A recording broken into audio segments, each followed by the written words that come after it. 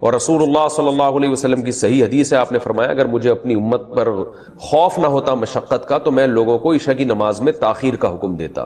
تو مشقت کا خوف تھا اس لیے آپ نے اس کو واجب نہیں قرار دیا، لیکن افضل بہرحال یہی ہے کہ عشاء کی نماز اگر 9 گھنٹے کی رات ہے اور 8:30 بجے ٹائم شروع ہو رہا ہے تو 11:30 بجے پڑھی جائے، یہ سب سے افضل وقت ہے. 1/3 رات کے بعد پھر تاخیر کرنا یہ غیر افضل ہے، ناپسندیدہ ہے آدھی رات تک. اب آدھی رات کب ہوگی؟ جیسے 8:30 بجے عشاء شروع ہو رہی ہے اور 9 گھنٹے کا ہے تو یہ 4.5 گھنٹے میں آدھی رات ہو جائے گی، یعنی 8:30 9:30 10:30 11:30 12:30 1 بجے تک بھی آپ عشاء کی نماز پڑھ سکتے ہیں، جائز ہے، ثواب کم ہوگا. 1 بجے کے بعد کراہت ہے، یعنی آدھی رات کے بعد عشاء میں تاخیر کرنا مکروہ ہے، ناپسندیدہ ہے. پھر جتنی تاخیر کریں گے اتنی ہی کراہت بڑھتی چلی جائے گی، مکروہ اس میں مکروہ والا عنصر بڑھتا چلا جائے گا. تو اس لیے حتی الامکان آدھی رات سے پہلے عشاء پڑھ لینی چاہیے، اور افضل ہے کہ 1/3 رات تک اس کو مؤخر کیا جائے. لیکن یہ خواتین کے لیے ہے یا ان لوگوں کے لیے ہے جو سفر میں ہوں اور جماعت سے نماز نہ پڑھ رہے ہوں کسی وجہ سے. اگر آپ محلے میں رہتے ہیں، مسجد میں جماعت سے نماز سے پڑھنا چاہتے ہیں تو پھر جماعت کی نماز کو ترجیح دی جائے گی، اور جماعت کی نماز جلدی ہوتی ہے. ہمارے ہاں 9:15 بجے عشاء کی نماز ہو رہی ہے، حالانکہ اصل وقت تو 11:30 بجے ہے. لیکن وجہ کیا ہے کہ نبی صلی اللہ علیہ وسلم بھی 1/3 رات تک تاخیر اس لیے نہیں کرتے تھے کہ صحابہ پر شاق نہ گزرے. تو اگر مسجدوں میں اتنی دیر سے جماعت کی نمازیں ہونا شروع ہو جائیں گی تو اس بات کا امکان ہے کہ لوگ نماز چھوڑ دیں گے سستی میں. تو نماز کو بچانا اور جماعت سے پڑھنا یہ زیادہ امپورٹنٹ ہے. آپ انفرادی نماز پڑھیں 1/3 رات تک مؤخر کرنے سے، یعنی انفرادی طور پر 1/3 رات تک مؤخر کرنے سے افضل ہے کہ آپ جلدی پڑھ لیں مگر جماعت سے پڑھیں. تو جماعت چھوڑنا بہرحال مسجد کی جائز نہیں ہے. تو مسجدوں میں جس ٹائم پہ نماز ہو رہی ہو آپ نے وہی نماز پڑھنی ہے اسی ٹائم پہ، چاہے وہ جلدی ہو رہی ہو چاہے وہ دیر سے ہو رہی ہو، تاکہ جماعت کی فضیلت نہ چھوٹے آپ سے. جماعت سے نماز پڑھنا چونکہ واجب ہے، نہیں پڑھیں گے گناہگار ہوں گے. اور اگر انفرادی پڑھنی ہو کسی عذر سے تو پھر بہتر یہی ہے، جیسے خواتین تو انفرادی پڑھتی ہیں گھروں کے اندر، تو پھر بہتر یہی ہے کہ 11:30 بجے تک مؤخر کیا جائے. لیکن یہ بھی اس خاتون کے لیے افضل ہے جس میں نیند کا بہت زیادہ غلبہ نہ ہو اور یہ بھی خطرہ نہ ہو کہ اتنی دیر سے سونے میں فجر قضا ہونے کا خطرہ نہ ہو. تو اگر خطرہ ہے، آپ کو یہ ڈر ہے کہ نیند کا غلبہ ہو جائے گا، سستی ہو جائے گی، تو بھائی پھر بہتر یہی ہے کہ وقت داخل ہوتے ہی پڑھ لیا کریں. جیسے ہی وقت داخل ہو پڑھ لیں تاکہ قضا ہونے کا خطرہ ختم ہو جائے. وہ آیتوں میں اللہ نے کیا فرمایا؟ الا المصلین. اللہ فرماتے ہیں کہ جو لوگ ڈپریشن کا شکار ہو جاتے ہیں، جلد بازی میں فیصلے جلد بازی میں کرتے ہیں، ان میں تدبر نہیں ہے، غور و فکر نہیں ہے، تو لیکن کچھ علامتیں اپنے اندر پیدا کر لو تو تمہارے اندر سے جلد بازی، جس جلد بازی کے نتیجے میں ڈپریشن ہوتی ہے، خودکشی کے خیالات آتے ہیں، یعنی زندگی سکون کی گزرے گی تمہاری. اس کے لیے چند کام کرنے پڑیں گے. نمبر 1، نماز کی مکمل پابندی. آپ یقین کر لو جتنا ڈپریشن سے نماز بچاتی ہے نا، کوئی چیز نہیں بچاتی. اسٹریس اور ڈپریشن کی 20 گولیاں ایک طرف، جس کا نماز میں دل لگ گیا نا بس اس کی زندگی مزے کی بن جاتی ہے. اور نماز میں دل نہ لگ رہا ہو نا، کئی رکعتیں پڑھو ہمت کر کے، اصول بنا لو، جس کام میں دل نہیں لگتا نا وہ کام کرنا شروع کر دو، دل لگے گا، اور پھر ڈبل لگنا شروع ہو جاتا ہے. میں بہت سی مثالیں دیتا ہوں نا، دوڑا نہیں جاتا چلنا شروع کرو، چلا نہیں جاتا ہلکا ہلکا چلو، اپنے نفس پہ بوجھ ڈالو. دیکھو یہ ٹینشن سے بچنا ایسی چیز ہے، جو ٹینشن سے دور بھاگتا ہے نا ٹینشن اس کے پیچھے آتی ہے، اور جو ٹینشنیں پالتا ہے وہ ہمیشہ ٹینشن فری زندگی گزارتا ہے. وہ ٹینشن ہے جو جائز ٹینشن ہے، جو صحت کے لیے مفید ٹینشن ہے، ان کی بات کر رہا ہوں میں. تو جو لوگ آپ نے دیکھا ہوگا محنتی ہوتے ہیں، سارا دن کام کاج میں مشغول رہتے ہیں، وہ خوش ہوتے ہیں، ہے یا نہیں؟ گھروں میں جو 2 طرح کی خواتین ہوتی ہیں، ایک پھوڑ، نہ کام نہ کاج، کچن گندا پڑا ہوا ہے، واش روم پیمپر بچے کے اتار رہی ہوں پھینک دیے. آپ دیکھنا ان خواتین کی طبیعت میں چڑچڑاپن بہت ہوتا ہے، جھنجھلانا. ذرا سے کوئی نصیحت کرو آگے سے جھنجھلا کے جواب لو، ہر وقت ایسا لگتا ہے وہ توے پہ بیٹھی ہوئی ہے، خود بھی ٹینشن اور دوسرے کو بھی ٹینشن. لیکن آپ نے دیکھا گھروں میں جو خواتین بہت محنتی ہوتی ہیں، بچوں کی کیئر، شوہر کی مرضی کا خیال، گھر کو صاف ستھرا رکھنا ہر وقت، وہ خوش ہوتی ہیں. مردوں میں بھی ایسا ہی ہے. جتنے لڑکے آپ کے پوستی ہیں گھر کے اندر پڑے ہوئے کچھ نہیں کر رہے، ایسا لگے گا جیسے وہ توے پہ بیٹھے ہوئے ہیں. باپ کوئی نصیحت کرتا ہے ایک دم کیا ہو جاتے ہیں، وہ ہائپر ہو جاتے ہیں. آپ لوگوں نے خود بھی نوٹ کی ہے نا یہ بات. وجہ کیا ہے کہ جو آدمی کام کاج کی ٹینشن نہیں لیتا نا تو اللہ اس کو اسٹریس میں ڈال دیتے ہیں. جو محنت کے کام نہیں کرتا اسٹریس میں ڈال دیتے ہیں اس کو, ہر وقت ٹینشن ہے, چڑچڑاپن پیدا ہوتا ہے. اور جو محنتی ہوتے ہیں صبح اٹھے ٹھک ٹھک ٹھک اپنے کام نمٹائے. میں اپنا بتا دوں, جس دن میں کوئی ٹاسک پوری کرتا ہوں کہ مجھے خیال ہوتا ہے آج میں نے یہ کام نمٹانا ہے تو وہ نمٹا دیتا ہوں, خدا کی قسم ایسا سکون ملتا ہے نا کہ بیان نہیں کیا جا سکتا. وہ آپ بھی کر کے دیکھ لو, آپ ایک اسکیجول بناؤ کہ آج دن میں نے یہ سارے کام کرنے اور مغرب تک میں ان کاموں سے فارغ ہو جاؤں گا. دیکھو آپ کام کرنے کے بعد جب فراغت ہوگی آپ کو ایسا سکون ملے گا کہ آپ کو سکون کے لیے کسی ٹیبلٹ کی ضرورت نہیں رہے گی. تو آج کل ڈپریشن اور اسٹریس کی جو بیماریاں پھیل رہی ہیں اس کی ایک بہت بڑی وجہ بیکاری. بس ہر آدمی چاہتا ہے میں لائف کو انجوائے کروں, یوں کر کے بیٹھا رہوں, انجوائے کروں, پھر ٹک ٹاک دیکھتا رہے گا اور گھماتا رہے گا, دیکھ یہ والا دیکھ لیا, یہ والا دیکھ لیا, ہوتے ہوتے لاشعوری طور پر وہ آپ کے دماغ کو اندر سے ڈیمیج کر رہا ہے, آپ کو پتا بھی نہیں ہوتا. اس میں سیاسی خبریں آ رہی ہیں, کوئی دوسرے کو گالی, وہ اس کو گالی, وہ فلانا ایسا, وہ ڈمکانا ایسا, کارٹون بنا بنا کے سیاسی لیڈروں کے مذاق. آپ کو پتا نہیں ہوتا کہ یہ چیز آہستہ آہستہ آپ کے دماغ کو کیا کر رہی ہے, ہلکا ہلکا ڈیمیج. تو نماز انسان کے نا کا شیڈول بنا دیتی ہے. ہم نے جتنے بڑے لوگوں کو دیکھا ہے وہ کیا کر رہے ہوتے ہیں, وہ اپنے ٹائمنگ کیسے فکس کرتے ہیں. کافر کیسے کرتے ہیں, 8 بجے یہ کرنا ہے, 9 بجے یہ, 10 بجے یہ, شام 4 بجے یہ. نمازی کیا کرتا ہے, فجر کے بعد کی یہ روٹین, فجر سے پہلے کی یہ روٹین, ظہر کے بعد کی, بولو نا یار, یہ روٹین, عصر کے بعد کی یہ روٹین, عصر سے پہلے کی یہ روٹین, مغرب کے بعد کی. اور یہ جو نمازوں کے ٹائم ہے نا, کمال کی بات پتہ ہے کیا ہے, یہ نیچرل ہے, گھڑی نیچرل نہیں ہے. نہیں آئی بات, سورج جب نکلتا اور غروب ہوتا ہے نا تو فطری طور پر انسان کی باڈی کے اندر تبدیلیاں آ رہی ہوتی ہیں, فطری طور پر. تو اسلام چونکہ دین فطرت ہے نا تو اس نے اوقات بھی کیسے رکھے ہیں, نیچر کے حساب سے رکھے ہیں. تو نمازوں کے حساب سے اپنے آپ کو فٹ کرو گے زیادہ سکون رہے گا, کیونکہ دن کی روشنی میں انسان کا مزاج الگ طریقے سے کام کر رہا ہوتا ہے, رات کے اندھیرے میں الگ طریقے سے ہوتا ہے. تو اللہ نے کیا فرمایا کہ الا المصلین الذین هم علی صلاتهم دائمون, یہ لوگ نمازوں میں پابندی کرتے ہیں. تو آج سے عزم کرو کسی قیمت پہ بھی نماز انشاءاللہ ضائع نہیں کریں گے. اور سب سے زیادہ سکون اللہ نے فجر کی نماز میں رکھا ہے.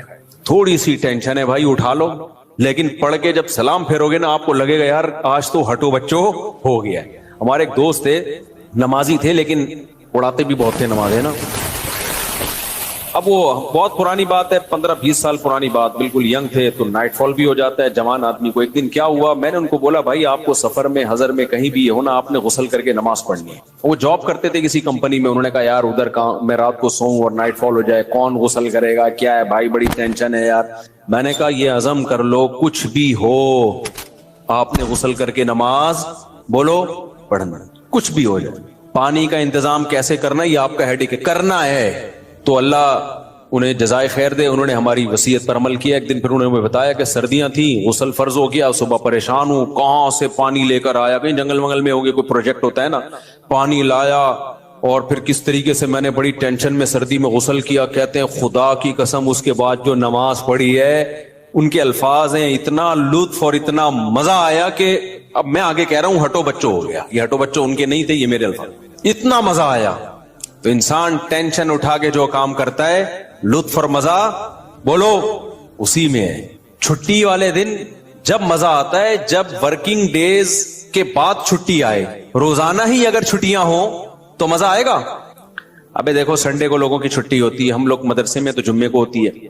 سنڈے کی چھٹی کا مزہ جب ہے جب منڈے کی چھٹی نہ ہو اور ٹیوزڈے کی بھی نہ ہو, وینسڈے کی بھی نہ ہو, تھرسڈے کی بھی نہ ہو, فرائیڈے کی بھی نہ ہو, تب جا کے سنڈے کی چھٹی کا مزہ آتا ہے.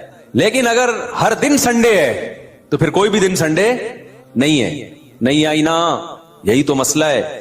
تو کچھ کرنے کے بعد جب چھٹی ہوتی ہے تو مزہ ہوتا ہے. چھٹی چل رہی ہے پاگل ہو جائے گا آدمی. ہمیں یاد ہے پورے سال میں نا مدرسے میں ہماری 2 مہینے کی چھٹیاں ہوتی تھیں, اب بھی 2 مہینے کی ہوتی ہیں, لیکن طالب علمی کے دور میں تو بہت ٹف لائف تھی ہماری. پورا ہفتہ مدرسے میں رہنا پڑتا تھا ہمیں. ہم لوگ جمعرات کو عصر کی نماز کے بعد نکلتے تھے, چھٹی ہوتی تھی جمعرات کو. عصر کے بعد 1.5 سے 2 گھنٹے میں گھر پہنچے, رات ہو گئی, 1 ہفتے بعد پہنچے, اور اگلے دن عصر ہم نے مدرسے میں پڑھنی ہوتی تھی, تو چند گھنٹے کی چھٹی. یہ روٹین جب پورے سال ہوگی تو جب 2 مہینے کی چھٹیاں آنے والی ہوں گی تو خوشی سے کیا عالم ہوگا, کیا عالم ہوگا نا خوشی سے. تو ایسی خوشی ہوتی تھی یار ابھی 2 مہینے تک بالکل ہی ویلے ہونے والے ہم. اتنی خوشی ہوتی تھی کہ 1 مہینہ پہلے سے خوشی میں نیند اڑ جاتی تھی کہ چھٹی آنے والی. لیکن اس روٹین کے بعد, لیکن اگر یہ روٹین کے بعد وہ 2 مہینے کی چھٹی نہ آتی بلکہ چھٹی کے بعد چھٹی آتی تو سوائے اسٹریس اور ڈپریشن کے کچھ بھی حاصل بولو نہیں ہوتا. یہ میں پوری تقریر آپ کو سمجھانے کے لیے کر رہا ہوں کہ اپنے آپ کو پریشانیوں میں یعنی ورک کی ٹینشن میں, کاموں کی ٹینشنوں میں ڈالو گے تو سکون ملے گا, اور اگر صرف سکون کی خاطر فارغ رہنا سیکھو گے تو سکون نہیں ملے گا آپ کو. سکون ہمیشہ کام کے لوگوں کو ملتا ہے, خوش رہتے ہیں, بھاگتے دوڑتے لوگ ہمیشہ خوش رہتے ہیں.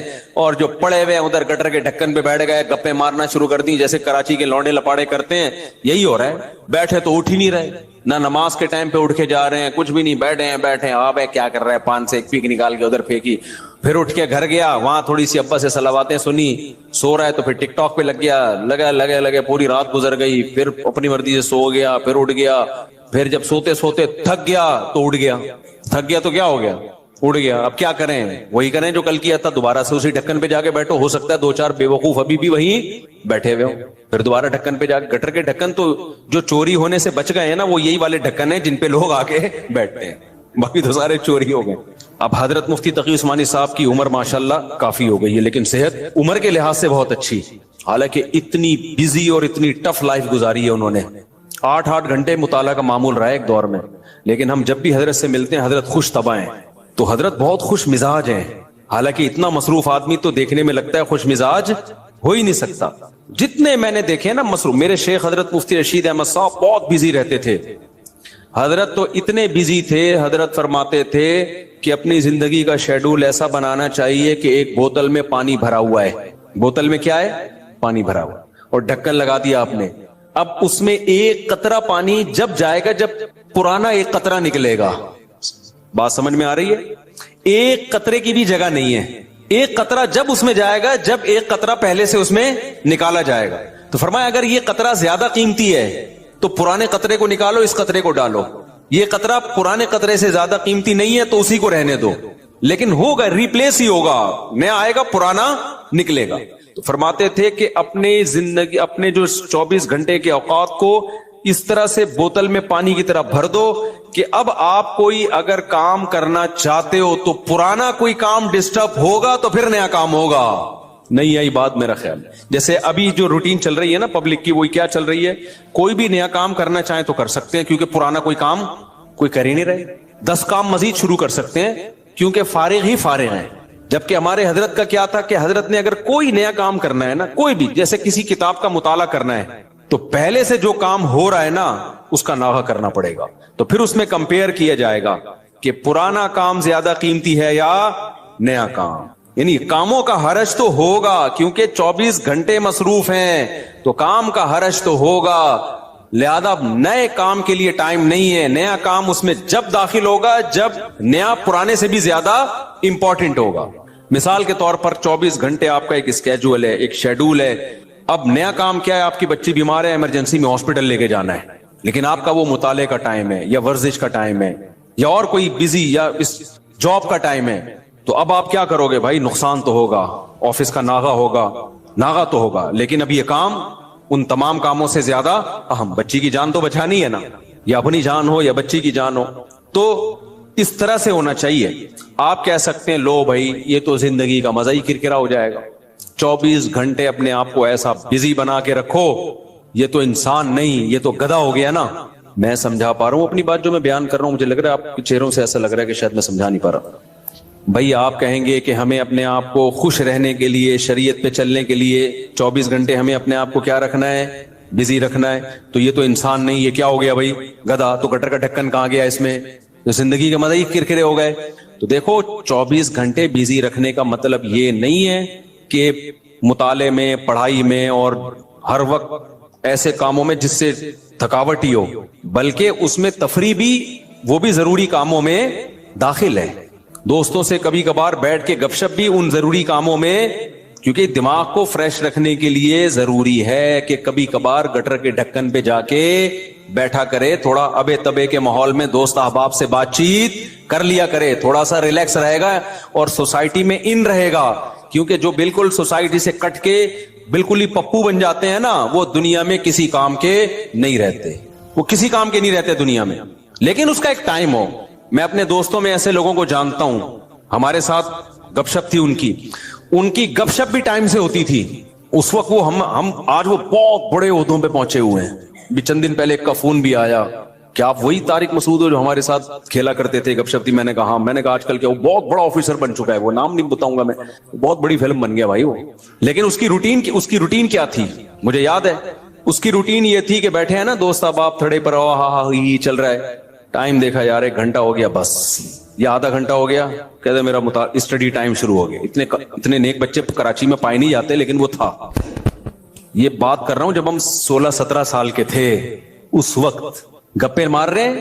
ایسے بھی نہیں ہے کہ گپ شپ ہی نہ ہو دوستوں کے ساتھ, یہ بھی نہیں ہے. اور یہ بھی نہیں ہے کہ بیٹھے ہیں تو بیٹھے ہی ہیں, نا نا نا نا. اس نے ٹائم ایک بنایا ہوا تھا, گھر کا ماحول ایسا تھا نا. تو اب آ کے بیٹھے ابھی گپ شپ شروع کر دی, اور بھائی ہاں ہو ہی باتیں, کرکٹ ہم ساتھ کھیلا کرتے تھے, کرکٹ کی باتیں چل رہی ہیں, گپ شپ ہو رہی ہے. یار میرا اسٹڈی ٹائم شروع ہو رہا ہے, میں جا رہا ہوں. ہم کہتے تھے یار عجیب انسان ہے بھائی, اتنا نیک آدمی.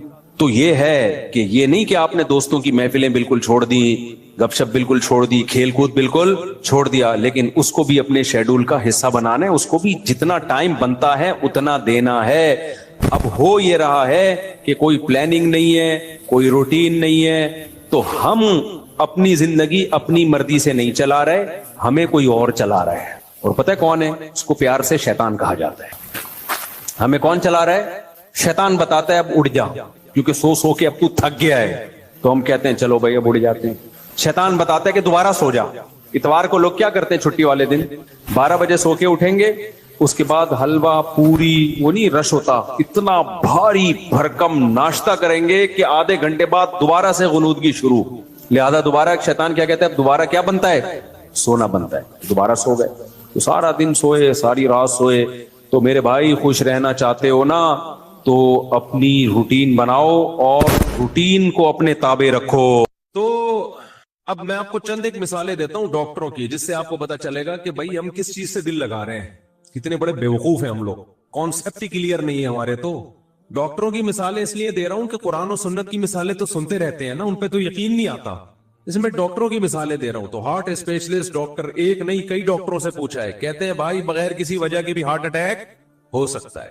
بیٹھے بیٹھے ٹین, کوئی وجہ نہیں ہے, ایکسرسائز بھی کر رہے ہو, جم بھی جا رہے ہو, ساری صحت مند خوراکیں, پھر بھی مر سکتا ہے.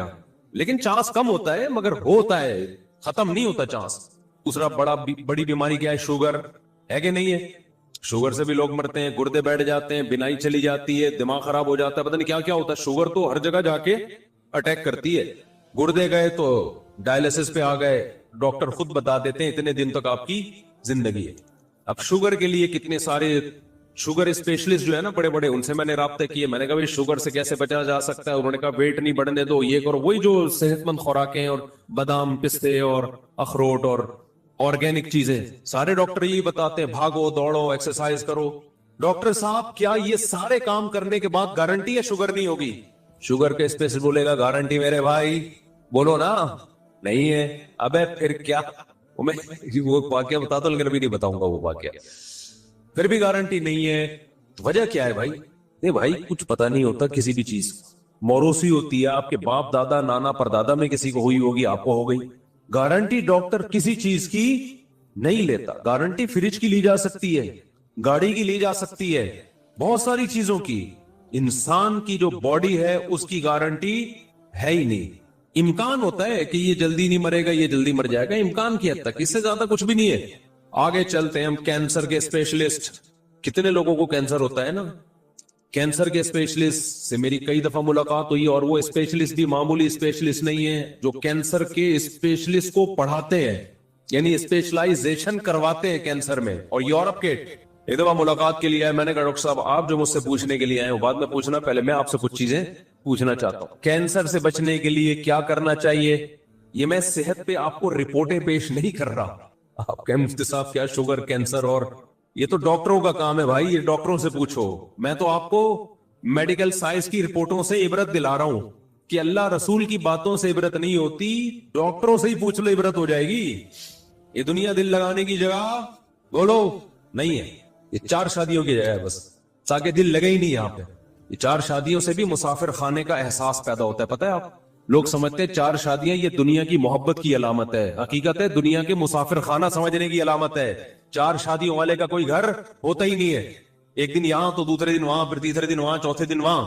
ایک صاحب نے مجھ سے کہا نا, میں نے وہ بڑا لطیفہ ہٹ ہوا تھا, میری 2 گھر والے تھے, تو میں ایک گلشن اقبال میں, ایک ہاکسبے روڈ کی طرف, کتنا فاصلہ تھا نا, تو ایک اسٹیٹ ایجنٹ تھے میرے دوست, میں ایک دن یہاں تو دوسرے دن بس میں بیٹھ کے جاتا تھا میں, وہ ہاکسبے کتنا دور, 1.5 گھنٹہ لگتا تھا. انہوں نے کہا مجھے آپ پہ بہت ترس آتا ہے, ایک دن یہاں اگلے دن وہ ادھر, کہتے ہیں نا دھوبی کا کتا نہ گھر کا نہ گھاٹ کا, کوئی ٹھکانا ہی نہیں ہے.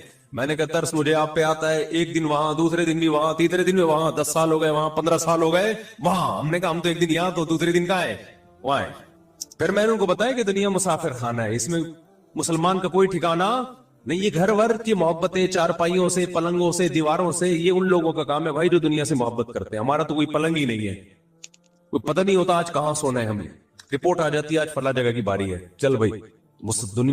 مسلمان کا کوئی گھر, در و دیوار, اینٹیں بولو نہیں ہوتی. اینٹوں سے محبت, پلنگوں سے محبت, بستروں سے محبت, یہ ان لوگوں کا کام نہیں ہے جو دنیا کو مسافر خانہ سمجھتے. آپ کو پتا ہے 2 پیغمبروں نے اپنی قوم کو یہ نصیحت کی تھی, صالح علیہ السلام نے بھی, ہود علیہ السلام نے بھی. ہود علیہ السلام نے کیا فرمایا, وَتَتَّخِذُونَ مَصَانِعَ لَعَلَّكُمْ تَخْلُدُونَ, تم ایسے گھر بناتے ہو جیسے تم نے ہمیشہ رہنا ہے اس میں. حالانکہ اپنے پیسوں سے گھر بنا رہے تھے, کوئی رشوت کے پیسوں سے نہیں بنا رہے تھے. سوال پیدا ہوتا ہے بھائی جب اپنے پیسوں سے, حلال کے پیسوں سے گھر بنا رہے ہیں تو پیغمبر کو اس پہ اعتراض کیوں ہے, کیا گھر نہ بنائے؟ اب پھر یہاں سے میرا آپ کا اختلاف کیا ہو گیا شروع, اختلافی مسائل چھیڑ دیتے ہیں مفتی صاحب. جب میں نے, میرا یہ کلپ چلتا ہے نا ذاتی گھر کوئی اتنی بڑی کوئی ضرورت نہیں ہے, تو لوگ پھر بہت اعتراض کرتے ہیں. میں نے گھر بنانے سے منع نہیں کیا بھائی, بار بار کہتا ہوں اگر بہت آمدن ہے تو بناؤ, زیادہ آمدن نہیں ہے تو مت بناؤ. کھانے پینے پہ زور لگاؤ پھر زیادہ, بہت اللہ نے دے دیا پیسہ تو ٹھیک ہے بنا لو, اور وہ بھی اتنا بڑا, اتنا بنگلہ, اتنا خوبصورت, یہ بیوقوفوں کے کام ہے. تو میں آپ کو گنہگار نہیں سمجھتا زیادہ مضبوط گھر بنانے پر, بیوقوف اور احمق سمجھتا ہوں. یعنی ٹانگیں قبر میں لٹکی ہوئی ہیں, پتہ ہے 10-20 سال کے بعد مر جانا ہے, اور اربوں روپے پھونک دیے بنگلہ بنانے پر, تو بیوقوف نہیں تو اور کسے بیوقوف کہتے ہیں میرے بھائی. شوگر کا اسپیشلسٹ کہہ رہا ہے کوئی شوگر کی گارنٹی نہیں ہے, کینسر کا اسپیشلسٹ کہہ رہا ہے کینسر کی گارنٹی نہیں, ہارٹ ڈیزیز کے کبھی بھی مر سکتا ہے, پھر اربوں روپے پھونک دیے کس میں, سریے اور دیواروں میں. اٹ از کالڈ حماقت. اس کو کیا بولتے ہیں, کسی بھی عقل مند سے پوچھو گے بولے گا بھائی یہ بیوقوفی ہی ہے. تو ہود علیہ السلام نے قوم سے کیا فرمایا, تتخذون مصانع لعلکم تخلدون, اپنے پیسوں سے, حلال کے پیسوں سے بنا رہے ہو, گھر بنا رہے ہو, گھر بنانے پہ ہمیں اعتراض نہیں ہے, اتنے مضبوط بناتے ہو جیسے تم نے ہمیشہ رہنا ہے یہاں پہ. حالانکہ اس قوم کی عمریں ہماری عمروں سے بہت زیادہ تھیں, ان کی ہڈیوں میں کیلشیم ہماری ہڈیوں میں کیلشیم سے زیادہ تھا, ان کی ہڈیوں میں سریا بحریہ ٹاؤن میں بننے والے بنگلے کی بنیادوں میں سریے سے زیادہ تھا. اس کے باوجود پیغمبر ان سے کہہ رہے ہیں تم ایسے گھر بناتے ہو جیسے تم نے یہاں سے نکلنا ہے ہی نہیں. مسافر خانہ ہے بھائی, اتنا لفٹ کراؤ اس دنیا کو جتنا یہاں رہنا ہے. صالح علیہ السلام نے بھی قوم سے یہی کہا. صالح علیہ السلام نے کیا فرمایا, وَتَنْحِتُونَ مِنَ الْجِبَالِ بُيُوتًا فَارِهِينَ, چٹانوں کو تراشتے ہو اور اندر بنگلے کھڑے کر دیتے ہو. کتنی محنت لگتی ہے چٹانوں کو تراش کے بنگلہ بنانے میں بھائی, عمریں بیت جاتی ہوں گی تو, اور صدیوں تک وہ پھر وہ گھر ابھی بھی نشانات ہیں. میں ترکی گیا ہوں نا, ترکی کے بارڈر پہ, وہاں آپ دیکھیں گے غاروں کے اندر پورے محل بنے ہوئے ہیں. اگر ان کو پتا ہوتا نا کہ یہ ولاگنگ کے کام آئیں گے ہمارے محل ہمارے مرنے کے بعد, تو شاید وہ اتنی محنت نہ کرتے. وہ کہتے ہیں ہم تو اپنے لیے بنا رہے ہیں. 50 سال لگ جاتے ہوں گے اس محل کو تیار کرنے میں. زندگی میں کتنے سال رہ جاتے, 20-30 سال رہ جاتے تھے. کہتے ہیں بچوں کے لیے بنا رہے ہیں, تو بچوں کے لیے آپ پراپرٹی لے کے ڈال دو, اگر اللہ نے بہت پیسہ دیا, یا گھر لے کے ڈال دو, لیکن یہ ذہن میں رکھو کہ جب یہ بڑے ہوں گے نا, یہ یہاں رہیں گے نہیں. اگر بچے ماں باپ کے گھر میں رہتے نا, تو ہم سب آدم علیہ السلام اور اما ہوا کے گھر میں رہ رہے ہوتے ابھی. کیا خیال ہے بھائی؟ نہیں یاری بات, میرا خیال ہے اوپر سے گزرنا شروع ہو گئی.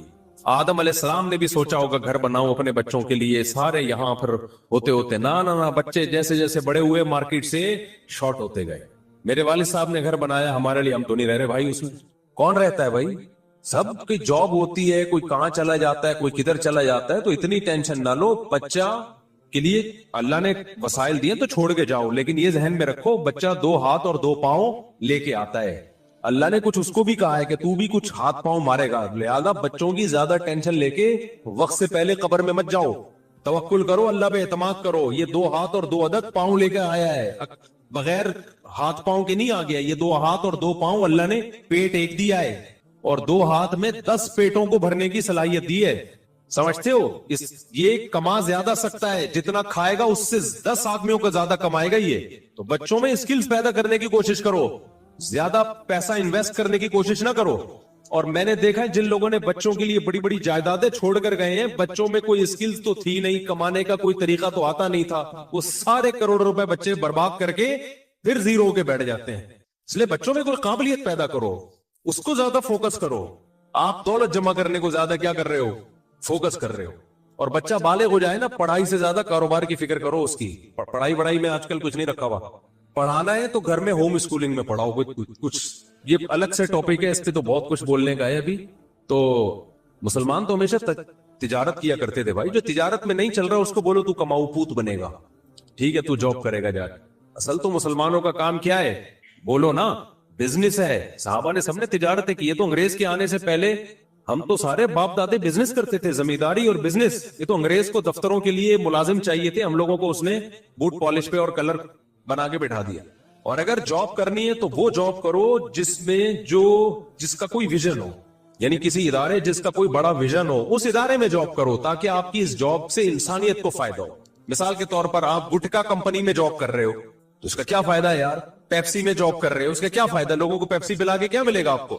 ٹیچر بن جاؤ کسی یونیورسٹی میں, اس میں آپ لوگوں کو کیا کر سکتے ہو؟ گائیڈ. آپ کسی مدرسے میں استاذ بن جاؤ, وہاں آپ کیا کرو گے؟ لوگوں کو دین سکھاؤ گے. اس طرح کی جو جاب ہے, فوج میں چلے جاؤ اس نیت سے کہ بارڈر کی حفاظت کروں گا. اس طرح کی جو جابس ہیں وہ تو مسلمان کو کرنی چاہیے.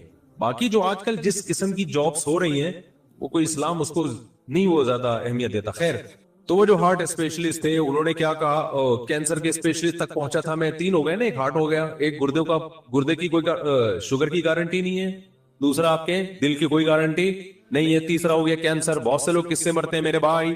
بولتے کیوں نہیں کینسر سے. تو کینسر کے بہت بڑے اسپیشلسٹ میں نے ان سے پوچھا, ڈاکٹر صاحب ذرا بتائیں آج کل کینسر بہت زیادہ پھیل رہا ہے, اس سے کون سے اسباب ایسے ہیں جن کو ہم اختیار کریں گے تو کینسر سے بچیں گے؟ انہوں نے بتایا بھائی سب سے زیادہ جو چیز کینسر کا ذریعہ بنتی ہے موٹاپا. کیا چیز بنتی ہے؟ بولو نا. آپ جتنا کھا رہے ہیں آپ کی انرجی اتنی یوٹیلائز نہیں ہو رہی, استعمال نہیں ہو رہی. ان پٹ زیادہ ہے, آؤٹ پٹ کیا ہے؟ کم ہے. ان پٹ 3 پراٹھے ہیں, آؤٹ پٹ کیا ہے؟ دفتر میں بیٹھ کے کی بورڈ سے لو لیٹر لکھ رہے ہیں, اس کے علاوہ یا فیس بک پہ کمنٹس کر رہے ہیں, اور کچھ بھی نہیں ہے. تو 2 انگلیاں چلانے کے لیے 2-3 پراٹھوں کی بالکل بھی ضرورت بولو نہیں ہے. سب یہی کر رہے ہیں, سب یہی کر رہے ہیں. ہو سکتا ہے میں کوئی ایسا نہیں ہو کہ میں کوئی آپ سمجھ رہے کہ مجھ سے پتہ نہیں شاید 2 نوالے صبح کھجور کے چکھ لیتے ہوں گے. ہم سب اس بیماری میں مبتلا ہیں. ہماری محنت کم ہے اور خوراکیں کیا ہے؟ بہت زیادہ. تو میں نے کہا ڈاکٹر صاحب پھر کیا کرنا چاہیے؟ انہوں نے کہا وزن نہیں بڑھنے دو میرے بھائی, خاص طور پہ 40 سال کے بعد کسی قیمت پہ وزن بولو نہیں بڑھنے دو. میٹھا کیا کرو میرے بھائی 40 سال کے بعد, خاص طور پہ جو چینی ہے اس کو کیا کر دو؟ چھوڑ دو. اچھا میں نے کہا بھائی سگریٹ, اور ہاں میں نے کہا اور کیا؟ انہوں نے کہا گٹکا, گٹکے سے منہ کا کینسر, گلے کا کینسر, تمباکو سے. میں نے تو اپنی خود زندگی میں اتنے کینسر کے گٹکے والے دیکھ لیے. اور کیا ہوتا ہے بھائی؟ اور انہوں نے کہا کہ یہ ہوتا ہے کہ جی آپ سگریٹ پیتے ہیں تو اس سے کیا ہوتا ہے؟ بولو نا, بتا تو اپنی زبان. کینسر کا امکان بہت زیادہ بڑھ جاتا ہے. میں نے کہا اچھا سگریٹ بھی ایک بندہ نہیں پی رہا, گٹکا بھی نہیں کھا رہا, پان بھی نہیں کھا رہا, وزن بھی اس کا کیا ہے؟ فٹ فاٹ, جاگنگ کرتا ہے, جم جاتا ہے, خوراکوں پہ کنٹرول ہے. ڈاکٹر صاحب گارنٹی لیتے ہو کینسر نہیں ہوگا؟ آپ کو سن کے رونا آئے گا. اتنا کچھ کرنے کے بعد نا وہ کہتے ہیں گارنٹی پھر بھی سب کچھ صحیح آ رہا پھر بھی ہو جاتا ہے. وہ مجھے پھر سے لطیفہ یاد آتا ہے, سنائی دیتا ہوں. اتنا کچھ کرنے کے بعد بھی اب آدمی اتنی محنت کرے تو ڈاکٹر صاحب گارنٹی دو نا کینسر نہیں ہوگا. ڈاکٹر صاحب کہتے ہیں کینسر پھر بھی ہو سکتا ہے.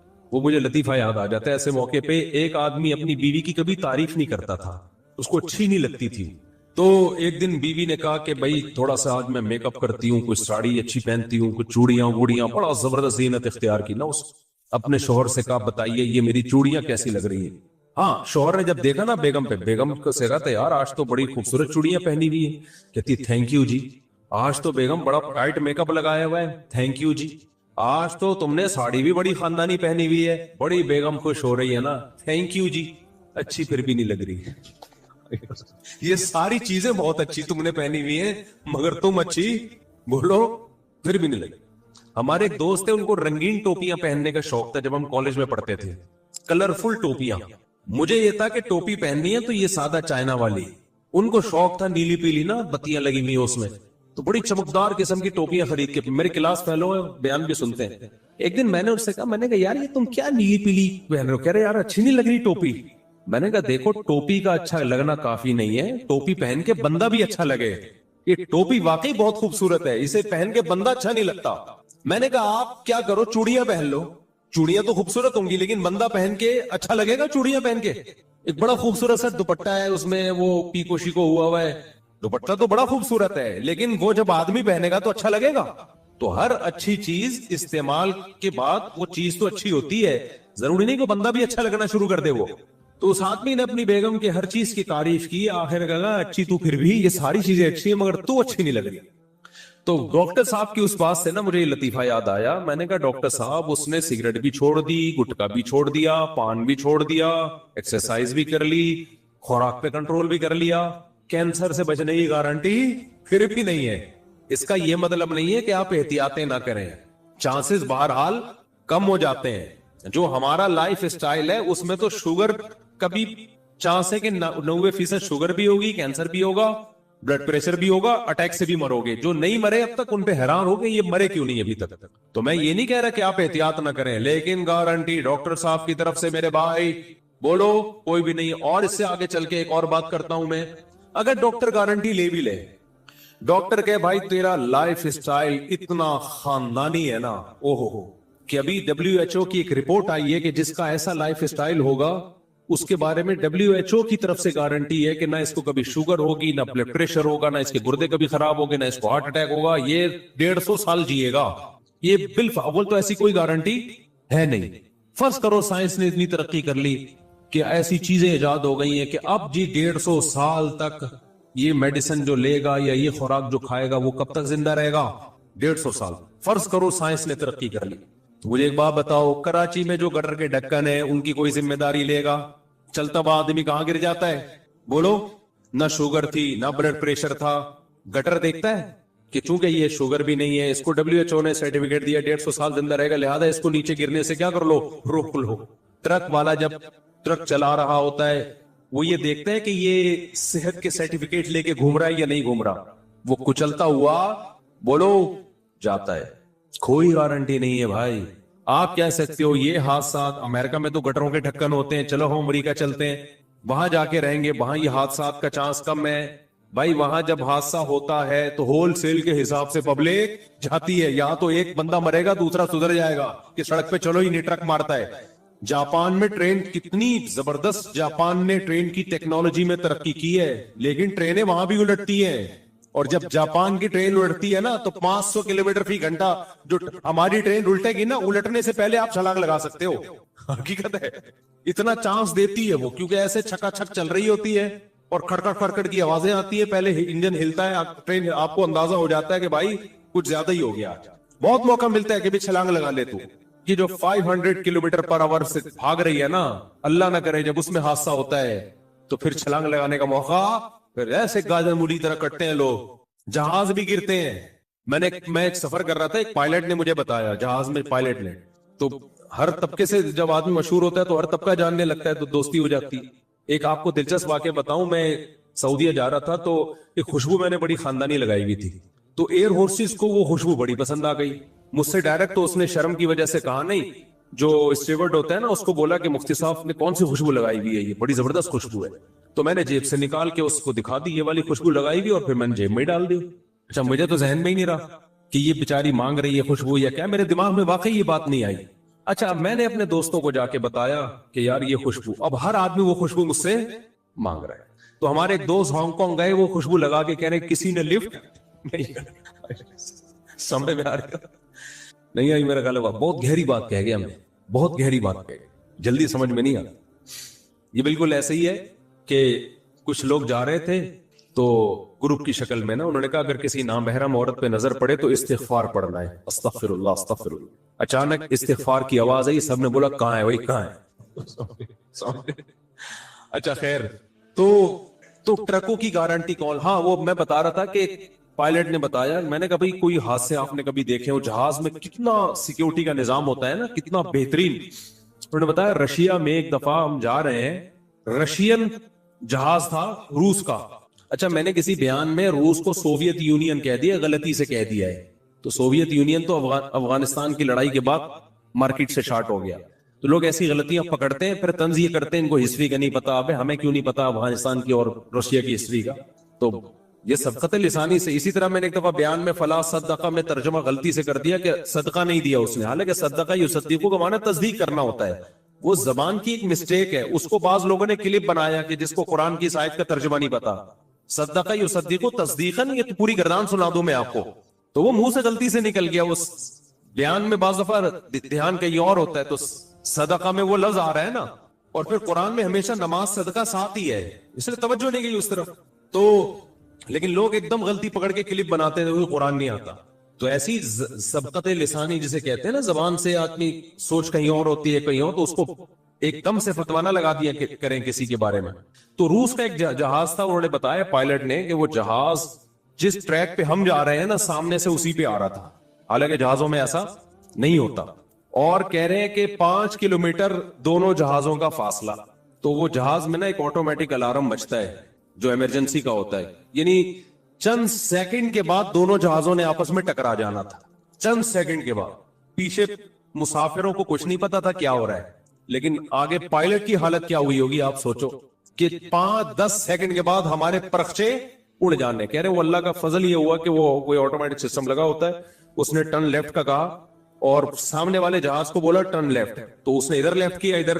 یہ 1-2 سیکنڈ کے اندر کرنا ہوتا ہے پائلٹ نے. حالانکہ ایسے موقع پہ انسان بوکھلا جاتا ہے کہ بھائی یہ کیا ہو گیا, پتہ چلا ٹرن لیفٹ بولا اور اس نے رائٹ کر دیا. تو کہہ رہے وہ لیفٹ ہوا ہے اور دونوں جہاز یوں گئے ہیں ایسے کر سلام دعا کرتے ہوئے, الیکس سلیکٹ کرتے ہوئے. پیچھے لوگوں کو نہیں پتا کیا ہوا ہے, وہ تو تھوڑا سا ہلے اور سیدھے ہو گئے. تو میں نے کہا ایسا ہوا کیوں ہے, سسٹم کی خرابی. انہوں نے کہا نہیں, رشیا میں بعض دفعہ پائلٹ پی کے نکلتے ہیں, حالانکہ کتنا ان کا سسٹم ہے چیک کرنے کا, پائلٹ کا نا الکوہول کتنی اس کی باڈی میں, بہت زبردست سسٹم ہے. اس کے باوجود بھی بھائی یہ سسٹم انسان کا بنایا ہوا ہے, انسان سے غلطی. وہ پائلٹ پی کے نکلے تھے تو پائلٹ سمجھ رہا تھا پائلٹ ہو گیا الٹا. میرا خیال ہے یہ پینے کے بعد جو ہے نا وہ الٹا ہوتا ہے, تو وہ ہو گیا الٹا. وہ سمجھا کہ جہاز الٹا ہوا ہے, تو جہاز کو سیدھا کرنے کی کوشش کی ہوگی اس نے. بار بار میں ایک مثال دیتا ہوں, گھوڑے کی لگام اگر آپ کے ہاتھ میں ہوگی تو گھوڑا آپ کی مرضی سے سفر کرے گا. ابھی ہو یہ رہا ہے کہ ہم نے اپنی لگام گھوڑے کے ہاتھ میں پکڑا دی ہے, گھوڑا ہمیں بتاتا ہے کہ تو نے کدھر جانا ہے. بڑے لوگوں کی ایک بڑی زبردست بات ہے کہ اگر آپ کی زندگی گزارنے کی اپنی کوئی پلاننگ نہیں ہوگی تو آپ کسی دوسرے کی پلاننگ کا حصہ بن جاؤ. دیکھو یہ چرسی ہیروئنچی ہے نا, ان کی اپنی کوئی پلاننگ نہیں ہوتی زندگی گزارنے کی, یہ ہوتی ہے. اگر انہوں نے پلاننگ سے اوقات طے کیے ہوتے کہ ہم نے یہ کرنا ہے, صبح اٹھ کے یہ کرنا ہے, دوپہر یہ کرنا ہے, شام کو یہ کرنا ہے, اپنی پلاننگ ہوتی تو چرس پیتے ہی ہے. کیا ہو گیا بھائی بولو نا, نہیں پیتے نا, اپنی کوئی پلاننگ نہیں تھی, ایم ہی اٹھ کے ایک دن نکلے, ایک دوست نے چرس پکڑائی. تو اب یہ کس کی پلاننگ کا حصہ بن گئے؟ چرس اور ہیروئن کے جو اسمگلر ہے نا, ان کی پلاننگ تھی ہم نے پیسہ کمانا ہے, تو وہ کروڑ پتی بن گئے کیونکہ ان کی کوئی پلاننگ نہیں تھی. تو یہ لوگ ان کی پلاننگ کا حصہ بن کے انہوں نے اپنا بیڑا غرق کر دیا, ان کو ارب پتی بنا دیا. ہر دفعہ ایسا ہی ہوتا ہے. آپ کی اپنی پلاننگ نہیں ہے کہ میں نے کتنی دیر فیس بک پہ بیٹھنا ہے, کتنی دیر یوٹیوب پہ بیٹھنا ہے, بس آپ نے بیٹھ گئے تو کوئی پلاننگ نہیں ہے. تو آپ دیکھتے جا رہے ہو, دماغ آپ کا خراب ہو رہا ہے. یہ اس نے اس کو گالی دی, اس نے 80 لیٹر کا کارٹون بنا دیا. اپنی کوئی پلاننگ نہیں ہے کہ میں نے دیکھنا کون سا چینل ہے, کتنی دیر دیکھنا ہے, معلوماتی چینل دیکھنا ہے, ادھر ادھر دائیں بائیں چیزیں میں نے نہیں دیکھنی. نیوز بھی ایک حد تک دیکھنی ہے, بس اتنی کافی ہے ہمارے لیے آج کی تاریخ میں. یہ تھوڑی کہ نیوز ہی سنتے چلے جاؤ. کیا تحقیق کرنی ہے آج میں نے؟ اگر نہیں ہے نا تو آپ دیکھتے چلے جاؤ گے، اور جو یوٹیوبرز یا فیس بکیے یا ٹک ٹاکرز ہیں ان کی پلاننگ تھی کہ ہم نے ویوز بڑھا کے پیسہ کمانا ہے، تو آپ جیسے بے وقوف ان کی پلاننگ کا حصہ، آپ کا نقصان، اور وہ کروڑ پتی بن رہے ہیں۔ نہیں آئی بات؟ میرا خیال ہے دیکھو یوٹیوبرز ویورز کے لیے کیا کرتے ہیں، فلانے مولوی نے، مفتی طارق مسعود نے آج انجینئر کے پرخچے اڑا دیے، حالانکہ میں نے کہیں نہیں ایسے اڑائے ہوتے، وہ ایک دم وہ لگائے گا نا ایک وہ تھم نیل پہ، ابے تمہیں کیا کرنا ہے پرخچے اڑائے کے نہیں اڑائے؟ تمہیں کسی مسئلے کی تحقیق کرنی ہے، کسی خاص مسئلے کی، تو تم اس مسئلے کو دیکھو یار، مفتی طارق مسعود نے اس مسئلے طلاق کے مسئلے کی تحقیق کرنی ہے یا اور کوئی مسئلہ، یار اس پہ میں سرچ کر رہا ہوں، مجھے ضرورت ہے، یا یہ کاروبار حلال ہے یا نہیں ہے، میں ڈراپ شپنگ کرتا ہوں، اب ڈراپ شپنگ ہے حلال، چلو مفتی طارق مسعود ڈراپ شپنگ لکھ کے سرچ کرو، یہ آپ کی پلاننگ ہوگی، اس میں آپ کو فائدہ ہوگا۔ لیکن ہو کیا رہا ہے، یوٹیوبر اٹریکٹ کرنے کے لیے تھم نیل پہ عنوان لگائے گا مفتی طارق مسعود دوبارہ جہلم، کل ایسے ہی ہوا میرے سامنے آتا ہے، میں نہیں دیکھتا کہ یار میں، حالانکہ میں دیکھ سکتا ہوں نا کہ کیا کہا ہے بھائی اس نے، کل ایک میرے سامنے سے ویڈیو گزری، اس پہ لکھا مفتی طارق مسعود دوبارہ جہلم پہنچ گئے، میں کراچی میں بیٹھ کے دیکھ رہا ہوں، میرا بھی دل چاہ رہا تھا نا میں کلک کروں، کیا خیال ہے یار میرے بارے میں جھوٹ کیوں بولا، کیا بولا، لیکن میں نہیں کیا کلک، میں نے کہا وہ بے وقوف ہے، ہم تھوڑی بے وقوف ہیں بھائی، ہمیں پتا ہے جھوٹ ہے، جھوٹ آگے ہو سکتا ہے اندر جو مضمون ہو وہ یہ ہو کہ جانا چاہ رہے تھے لیکن نہیں گئے، ہو سکتا ہے یہ لکھا ہوا اس نے، یہ لکھا ہوا ہو، لیکن سچ لکھا ہے جھوٹ لکھا ہے، میں کیا کروں گا، میرا تو ٹائم ویسٹ ہوگا نا، میں کام کی چیز دیکھوں نا، لیکن میں نے جس ویوز دیکھے پبلک کا رجحان دیکھنے کے لیے کہ پتہ نہیں کتنے ویوز آئے ہوئے تھے اس پہ، اور جا کے لے کے کمنٹس میں گالیاں دی ہوں گی لوگوں نے کہ بھائی کیا کر رہا ہے، جھوٹ کیوں بول رہا ہے، لیکن آپ کی جب اپنی کوئی پلاننگ نہیں ہوتی